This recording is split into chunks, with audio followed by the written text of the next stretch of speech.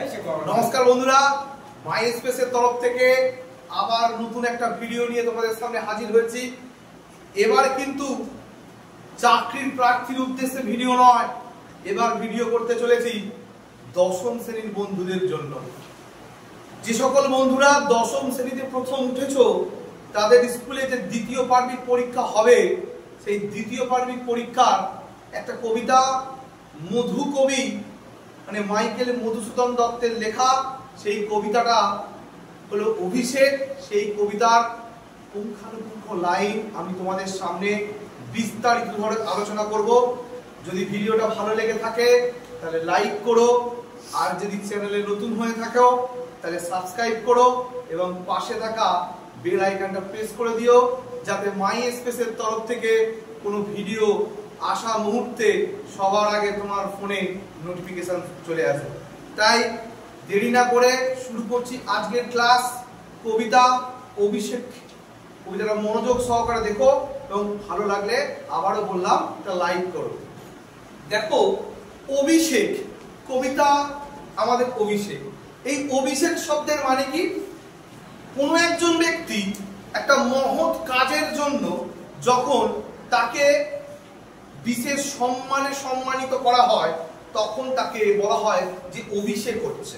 ঠিক আছে, বিশেষ কাজে যখন তাকে সম্মানিত করা হয়, তাহলে অভিষেক শব্দের মানে কি? কোনো একজন ব্যক্তি একটা মহৎ কাজের জন্য যখন বিশেষ ভাবে তাকে সম্মানিত করা হয়, তাকে বলা হয় অভিষেক করা।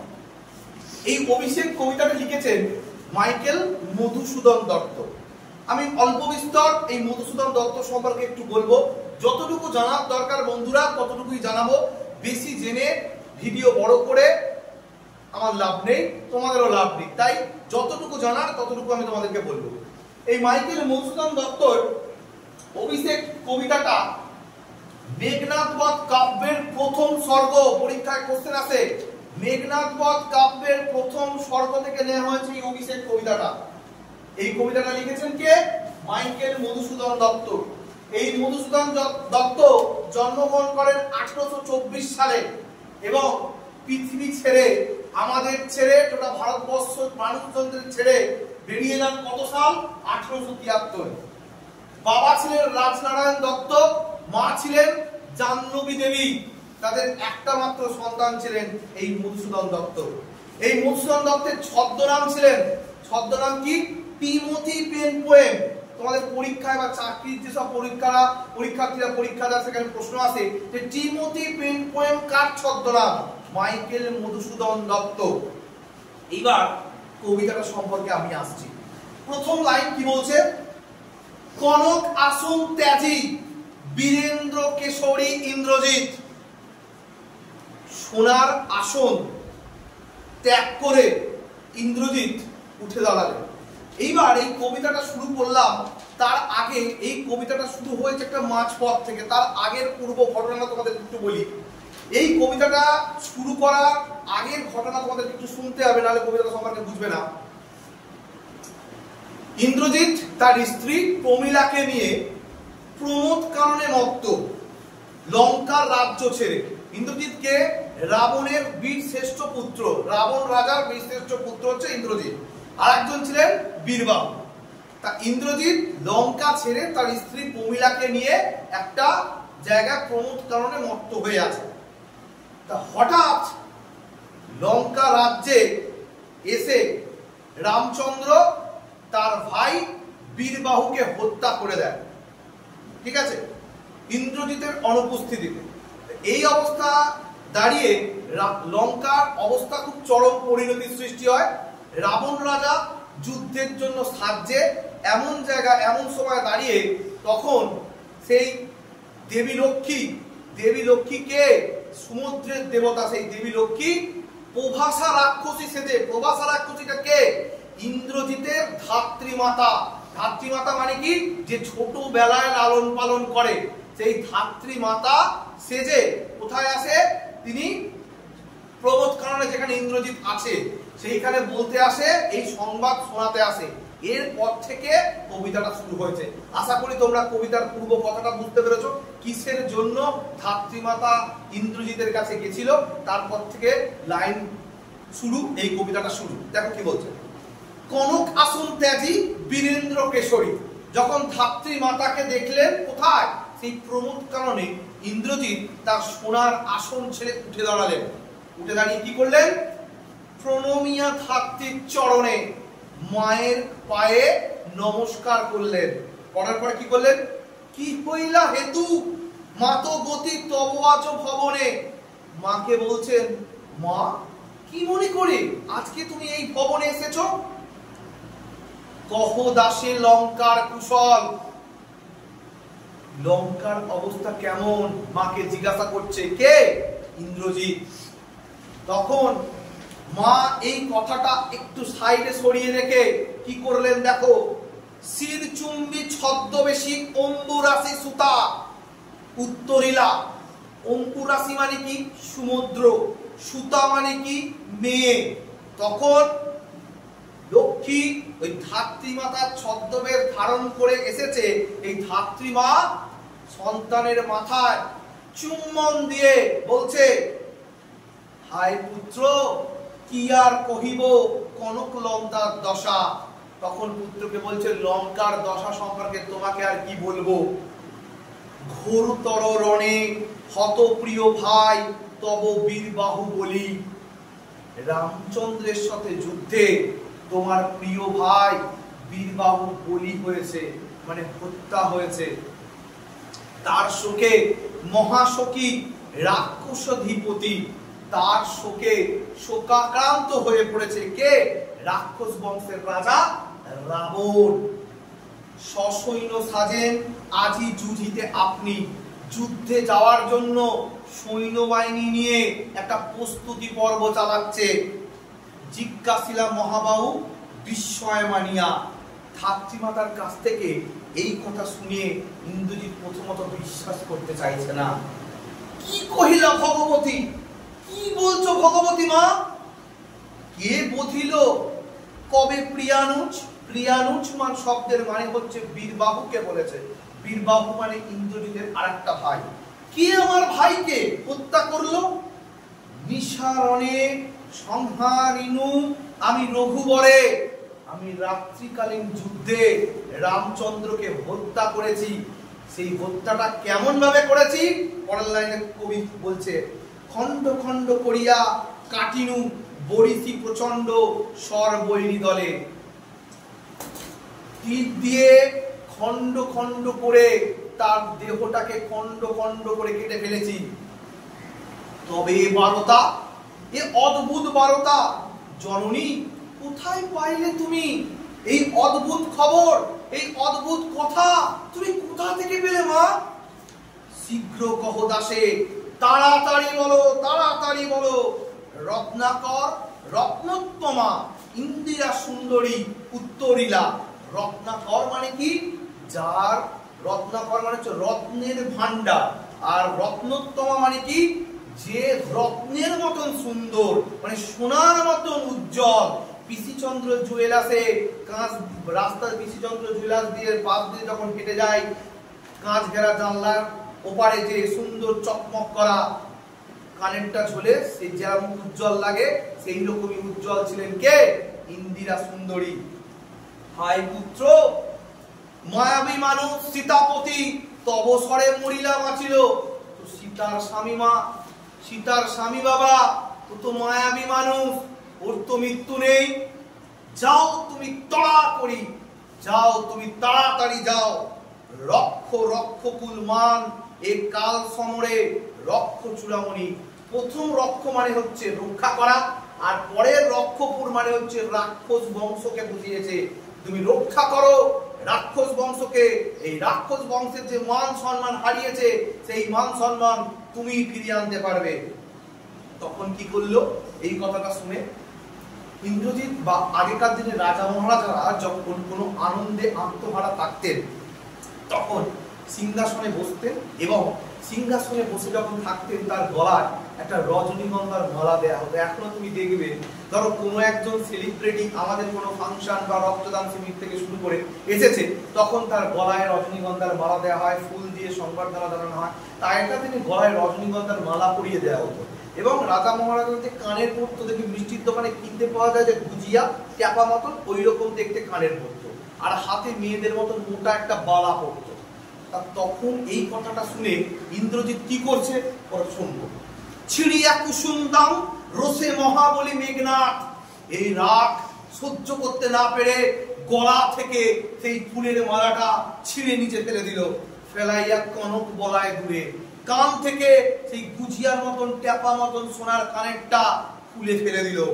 পদতলে পড়ি শোভিল কুণ্ডল, সেই সোনার কানের গুলো যখন তার পায়ের তলায় ছড়িয়ে ছিটিয়ে রয়েছে, সেইটাকে কেমন দেখতে লাগছে মধুকবি তারও বর্ণনা দিয়েছে। কিভাবে? যথা অশোকের ফুল অশোকের তলে আভাময়, অশোক গাছের তলায় গেলে যেমন অশোক ফুল পড়ে থাকে, যেমন সুন্দর লাগে, ইন্দ্রজিতের পায়ের তলায় ওই সোনার কানের হাতের বালা পড়ে থাকতে দেখে তেমনই মনে হয়েছে মধুকবি। কি বলছে? ঠিক মোড়ে কহিলা গম্ভীরে কুমার, হায় ঠিক মোড়ে। তখন ইন্দ্রজিৎ নিজেকে ধিক্কার মনে করছে, নিজেকে কাপুরুষ মনে করছে।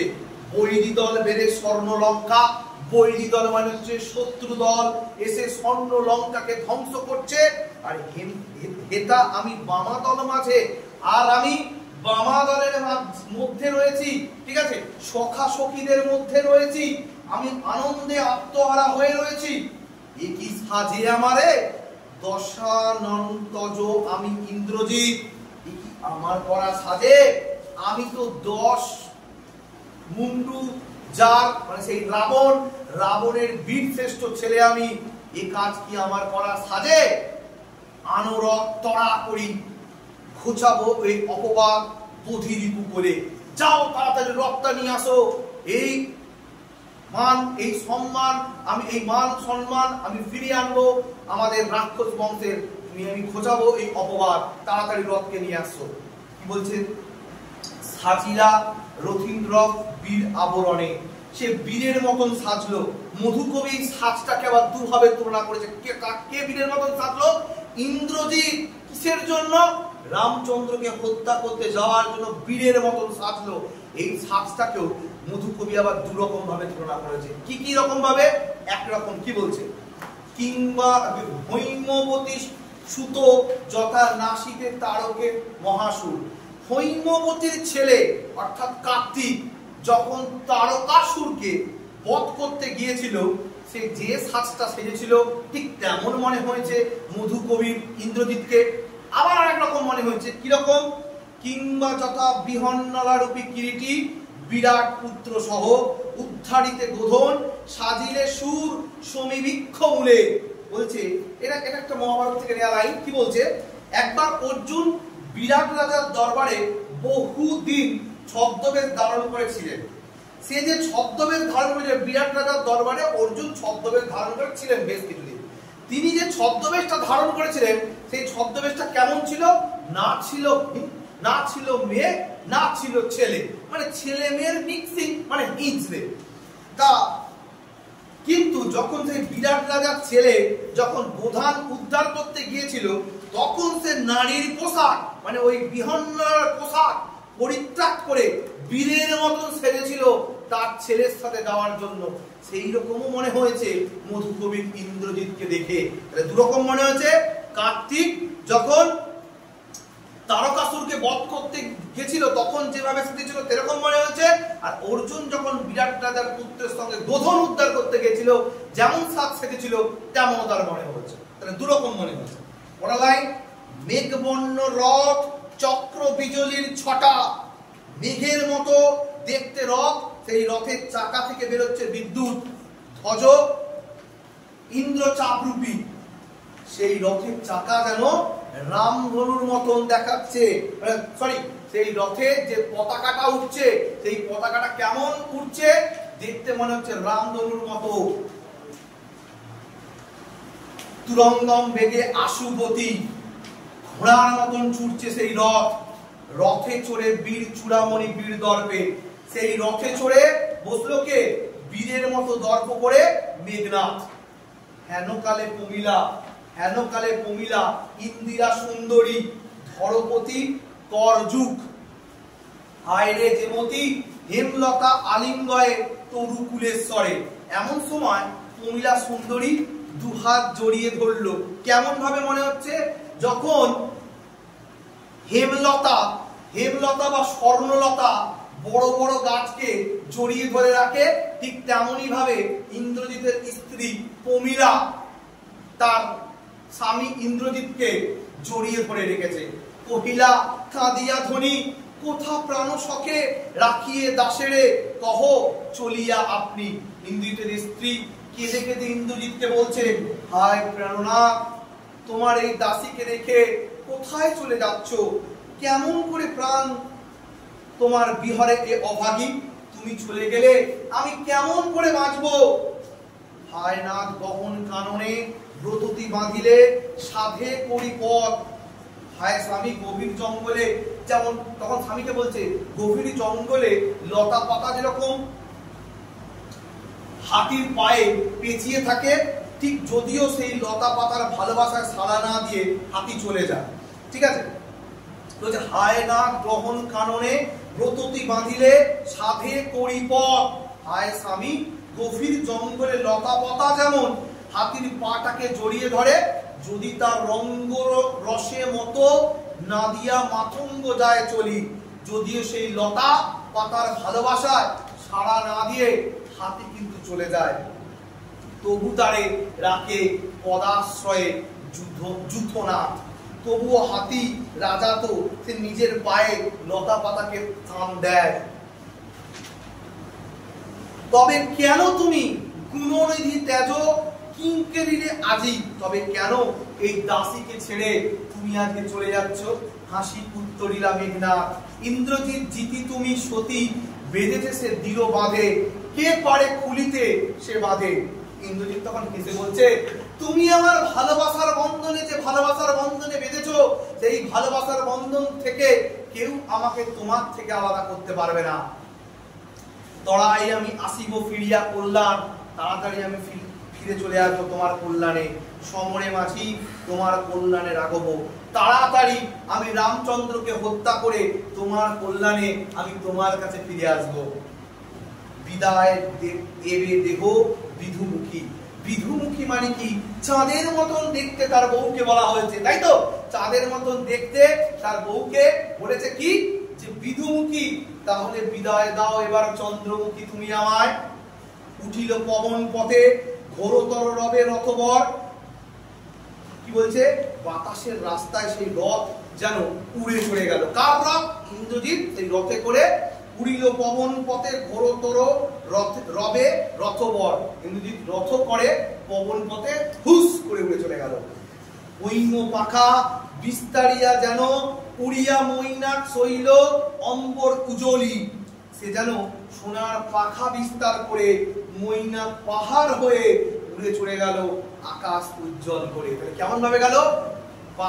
পাখা বিস্তার করে মৈনাক পাহাড়, সোনার পাখা বিস্তার করে মৈনাক পাহাড় সেজে আকাশ উজ্জ্বল করে চলে গেলেন সেই প্রমোদ কানন থেকে। কোথায়? লঙ্কার উদ্দেশ্যে। সিনচিনি আকর্ষী রোষে টঙ্কারিলা ধনু বীরেন্দ্রী। রথে করে উড়ে যেতে কি করছে? রথে করে যখন উড়ে যাচ্ছে তখন কি করছে? আমাদের ইন্দ্রজিৎ তীর থেকে তীর ছুটতে ছুটতে ছুটতে তিনি উড়ে যাচ্ছেন। ঠিক যেমন ভাবে বর্তমানে যে পাহেলগাঁওতে হামলা হয়েছে, যে আমাদের বায়ুসেনা হেলিকপ্টারে করে কি করছে? গুলি ছুটতে ছুটতে ছুটতে ছুটতে সেই জঙ্গলটা, যে জঙ্গলের মধ্যে আমাদের জঙ্গিগুলো লুকিয়ে আছে বলে অনুমান করা যাচ্ছে, সেই জঙ্গলে যখন গুলি ছড়া হচ্ছে, ঠিক তেমনই অর্জুন যখন চলে যাচ্ছে ওই মানে প্রমোদ কানন থেকে লঙ্কায় যাচ্ছে, তখন সে যেতে যেতে তীর ছুটতে ছুটতে তিনি লঙ্কায় যাচ্ছেন। এবার কি বলছে? পখিন্দ্রী যথানাদে মেঘ মাঝে হৈরবে। গরুর পাখির যেমন মেঘের মধ্যে প্রবল ভয়ঙ্কর ভাবে চিৎকার করে, ঠিক তেমনই রকম আওয়াজ শোনা যাচ্ছে ইন্দ্রজিতের তীরের থেকে। কাঁপিল লঙ্কা, কাঁপিল জলধি। এতে কি হলো? লঙ্কা থেকে শুরু করে লঙ্কার জল পর্যন্ত ইন্দ্রজিৎ মানে এই তীরের শব্দে যেন কেঁপে উঠলেন। উঠিল অন্যদিকে লঙ্কার কি হচ্ছে? অন্যদিকে কি হচ্ছে লঙ্কা দেখবো এবার এটা সাজিছে রাবণ রাজ বীর মদে মাতি বীরত্বের মদকতায় মত্ত হয়ে রাবণ রাজ সাজছে। যখন ইন্দ্রজিৎ লঙ্কায় আসছে তখন কি সাজিছে রাবণ রাজ বীর মদে মাতি। তখন রাবণ রাজ কি করছে তার কি করছে তার রামচন্দ্রকে হত্যা করার জন্য সে সসৈন্য নিয়ে সাজছে। বাজিছে রণবাজনা গর্জিতে গজ, সেখানে যুদ্ধের বাজনা বাজছে আর হাতি গর্জন করছে। হেসছে অশ্ব ঘোড়া গর্জন করছে। হুঙ্কারিছে পদাতিক রথী কি আর যারা পায়ে হেঁটে যুদ্ধ করে যে সৈন্যগুলো তারা হুঙ্কার ছুটছে। উড়িছে কৌশিক ধ্বজ উঠিছে আকাশে, ঠিক আছে। কি হচ্ছে তারপরে কাঞ্চন কুঞ্চক বিভা রেশমের পতাকা উঠছে, আকাশময় রয়েছে একটা সোনালী আলোক দুটি। কেমন হচ্ছে জায়গাটা তাদের যে রেশমি পতাকা সেই লঙ্কার রেশমি পতাকা উঠছে এবং আকাশময় একটা সোনালী আভায় যেন দ্রুতি বিরাজ করছে। হেনকালে তথা দ্রুত গতি উত্তরিলা মেঘনাথ রতি, এমন সময় দ্রুত গতিতে মেঘনাথ লঙ্কায় পদার্পণ করলো, রথ নিয়ে লাভলো। তারপর কি হচ্ছে নাদিলা পূর্বর দল হেরি বীর বরে মহাগর্বে। তখন পূর্বর দল মানে সৈন্য দল তাদের বীরকে দেখে, তাদের সেনাপতিকে দেখে, তাদের বীর শ্রেষ্ঠ রাজাকে দেখে তারা যেন পাগল হয়ে নাচতে শুরু করলো, তারা যেন পাগল হয়ে গর্জন করতে শুরু করলো। নমিপুত্র পিতার চরণে সে ঘোড়া মানে রথে করে যখন নামলো লেবে ফার্স্টে কি করলো রাবণ রাজা পায়ে নমস্কার করলো। নমস্কার করে কি বলছে, নমস্কার করে কি জানাচ্ছে ভালো করে শোনো। করজোড়ে কহিল হে রক্ষ কুলপতি শুনেছি মরিয়া নাকি বাঁচিবে পুনরাঘব এ মায়া পিতা বুঝিতে নাই পারি। করজোড়ে সে বাবাকে বলছে যে হে রাক্ষসের পতি শুনলাম নাকি মায়াবী মানুষ রামচন্দ্র নাকি মরে গিয়েও পুনরায় বেঁচে উঠেছে, এই ঘটনা কি করে সম্ভব আমি তো এটা বুঝতে পারছি না, কিন্তু অনুমতি দেহ সমূলে নির্মূল করিব কমরে আজি। কিন্তু আপনি একবার অনুমতি দিন, আমি এইবার তাকে সমূলে মানে তাকে এমন এই পাপিষ্ঠদের এমন ভাবে হত্যা করব, এমন ভাবে মৃত্যু দেবো যে সে কোনোদিন আর বেঁচে উঠতে পারবে না। ঘোর সরানলে করি ভৎস, আপনি অনুমতি দিন তীর দিয়ে তাকে ভৎস করব, বায়ু অস্ত্রে উড়াইব তারে, বায়ু দিয়ে তাকে উড়িয়ে দেবো, ঠিক আছে, বায়ু দিয়ে তাকে উড়িয়ে আনবো, নতুবা বাঁধিব আনি দিব রাজপথে, না হলে তাকে টেনে নিয়ে তো আপনার পায়ের সামনে এসে ফেলবো। আলিঙ্গ কুমারে চুম্বিশির মৃদু স্বরে উত্তর করিয়া তবে স্বর্ণ লঙ্কাধিপতি। এইবার তখন এই কথা শুনে তার ইন্দ্রজিতের এই কথা শুনে রাবণ রাজা সবসময় গলার আওয়াজ ছিল একটু গম্ভীর টাইপের, একটু দাম্ভিকতার মতন, কিন্তু তার ছেলে কে বীরবাহু মারা গেছেন সেই শোকে তিনি শোকাতুর।